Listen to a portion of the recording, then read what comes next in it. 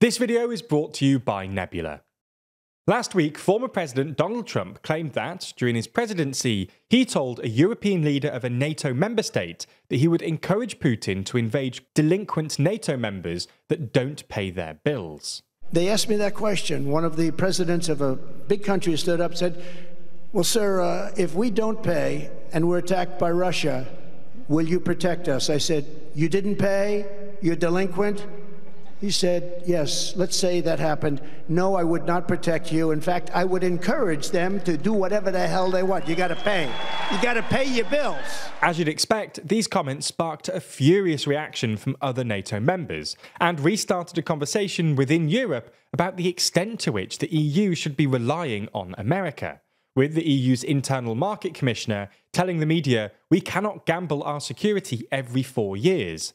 American democracy is sick. But while it's of course true that a Trump presidency, or even a Republican-dominated Congress, would probably be disastrous for US-EU relations, a myopic focus on Trump and Trumpism obscures the fact that US-EU relations have been under strain for a while now. Biden's instinctive Atlanticism and a mutual interest in defeating Russia have papered over the cracks since 2022. But over the past few years, a number of big, intractable disagreements have emerged, straining the historic relationship. So in this video, we're going to have a look at why the US and the EU are falling out, and ask whether the transatlantic relationship is really sustainable. Before we start, if you haven't already, please consider subscribing and ringing the bell to stay in the loop and be notified when we release new videos. So let's get straight into it. As we see it, there are at least 3 points of disagreement: China, the associated rise in American protectionism, and the Middle East. Let's start with China. As you've probably noticed, the US is currently in a sort of Cold War with China, fueled by a whole load of issues including China's unfair trade practices, Taiwan, the South China Sea, and China's growing capabilities in space warfare. China is a rare point of bipartisan agreement in Washington. And while the rhetoric has softened, Biden has in many ways actually carried on Trump's China policy, with escalating technological sanctions and some pretty tough talk on Taiwan.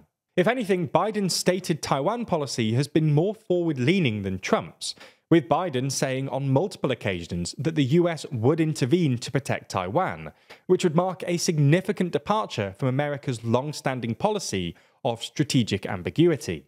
While the White House tried to walk back these comments afterwards, Biden also invited Taiwan's de facto ambassador to his inauguration, making him the first president to do so since 1979.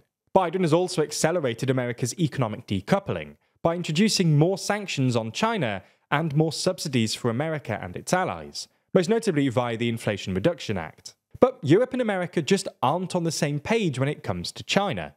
Europe shares some of America's concerns regarding Chinese trade practices, as evidenced by the EU's recent probe into Chinese electric vehicles.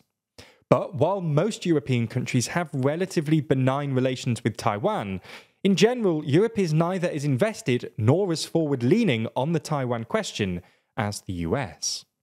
This was made most glaringly apparent in April, when, on his way back from a trip to Beijing, Macron warned that the great risk for Europe is that it gets caught up in crises that are not ours, i.e. Taiwan.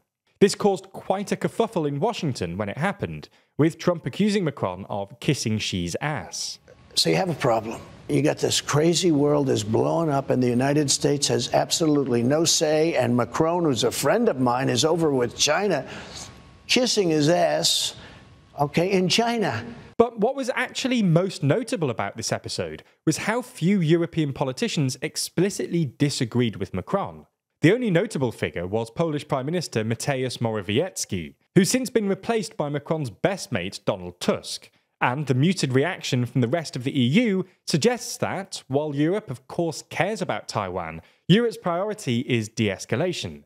And they don't like the bellicose sounds that sometimes come out of Washington, especially because they worry it's distracting NATO's largest member from Ukraine. The second point of disagreement is protectionism, which is on the rise in the US. Again, this is one of the few things Democrats and Republicans agree on, because it's seen as a response to both China and the decline of American manufacturing, which are both bipartisan issues. Again, while Europe is also showing more interest in protectionism, it's not as committed to so-called onshoring as America, mainly because, well, Europe just can't do economic self-sufficiency like America can. Unlike Europe, America has a massive pre-existing industrial base, a booming energy industry, and access to lots of the minerals critical to the energy transition. Europe also doesn't have as wealthy a domestic market as the US, so they still need export markets like China to fuel demand. But perhaps the main thing is that, because the dollar is the world's reserve currency, the US can also borrow way more money for stuff like the Inflation Reduction Act, which could cost upwards of $1 trillion. Conversely, rising borrowing costs and weak growth are forcing Europe to rein in its subsidy programs and even return to austerity. This is one of the reasons Europe reacted so furiously to the IRA. Not only was Europe not included in the preferential treatment clauses because the EU doesn't have a free trade deal with America, but more pertinently, the EU knew it just couldn't compete with America's subsidies. The final point of disagreement is the Middle East. There's always been an uncomfortable transatlantic asymmetry over the Middle East, because America has more influence in the region, but Europe is more affected by negative externalities, i.e., when the region is destabilised, it's Europe that's most affected by the subsequent uptick in migration and often terrorism. This tension has become apparent with Gaza. While Europe is, of course, more pro-Israel than the global median, many EU leaders are angry with America for failing to de-escalate the conflict, as evidenced by Josep Borrell's slightly astonishing comments this week. How many times have you heard the most prominent leaders and foreign ministers around the world saying too many people are being killed? President Biden said this is too much on the top. It's not proportional. Well, if you believe that too many people are being killed, maybe you should provide less arms. Everybody goes to Tel Aviv begging, please, don't do that. Protect civilians. Don't kill so many. How many is too many? Which is the standard? But Netanyahu doesn't listen to anyone. They are going to evacuate. Where? To the moon? Where are they going to evacuate these people? Stop saying please and doing something. One of the structural reasons behind this tension is energy. Thanks to the shale boom, America is now one of the world's biggest hydrocarbon producers and exporters. This means America has less of an incentive to maintain stability in the region, because it no longer needs the Middle East's oil and can generally tolerate higher energy prices. In fact, during the pandemic, Trump actually stepped in to stop a price war between Saudi Arabia and Russia, because low prices were threatening American producers, much to Europe's irritation. This is also one of the reasons why Europe is generally keener on rapprochement with Iran, which would otherwise be a major natural gas supplier to the EU. So, where does the transatlantic relationship go from here? Well, Trump could be the nail in the coffin, especially because the Trumpist isolationism in the Republican Party shows no signs of abating anytime soon. Nonetheless, there's cause for cautious optimism here. The relationship survived the first Trump presidency, and the two have overcome their differences before. Ultimately, only time will tell. But perhaps the headline takeaway from this video is that Trump isn't the only threat to the transatlantic relationship, and it would be a mistake to slip into complacency if Biden survives 2024.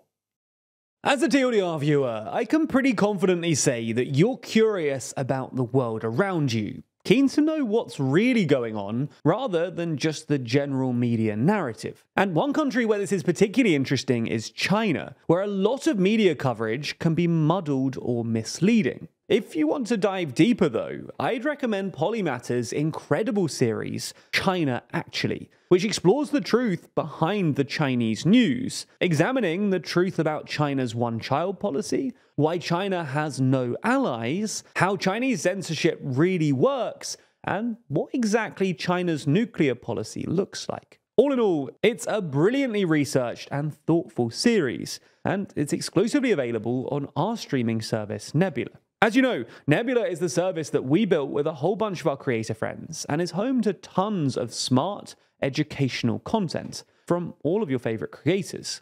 The best part is that by signing up, you not only get exclusive series like China Actually, Modern Conflicts from Real Life Law, or The Logistics of X from Wendover Productions. It also includes all of our content totally ad-free and sometimes before it arrives on YouTube. Plus, signing up directly supports TLDR, because by doing so, you contribute to the budgets of these big budget documentaries and help us to grow and expand our ambitions. So if you want to get more superb content and support TLDR, then if you sign up using the link below, you can support us directly and get Nebula for 40% off an annual plan. That's about £2 a month. Thanks for your support and for backing Nebula.